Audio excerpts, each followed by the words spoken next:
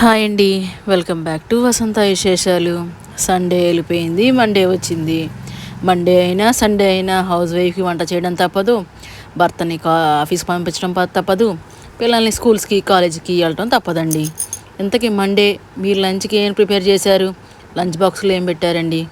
నేనైతే నా Sunday non వెజ్జే కదండి, ఇంకా నాన్ వెజ్ బ్యాకప్స్ ఉన్నా సరే ఈరోజు వెజ్జే పెడదామని చెప్పి పప్పు, పాలకూర వండాను, దొండకాయ ఫ్రై అండి, చికెన్ పచ్చడి ఉన్నదండి. ఇది ఎప్పుడో నేను డిసెంబర్లో పెట్టాను, కానీ వెంటనే పట్టిన తర్వాత ఫ్రిడ్జ్లో పెట్టి నేను వెకేషన్ కంటే వెళ్ళి ఇంకా మర్చిపోయాను. ఆ పచ్చడి తీశాను, బాగుంది పచ్చడి కూడాను. చికెన్ పచ్చడి, దొండకాయ ఫ్రై, పప్పు, పాలకూర, వైట్ రైస్, వీటితోటి పిల్లలకి బాక్సులు పెట్టేశానండి. ఇంట్లో పనంతా చేసేది ఏమీ లేదులే, కానీ వంట ఒకటే నేను చేసేది, ఇంకా హెల్పర్స్ రావాలి. ఇంతకీ మీ వంట అయిందా? కామెంట్ చేయండి. ఈ వీడియో ఇస్తే లైక్ చేయండి.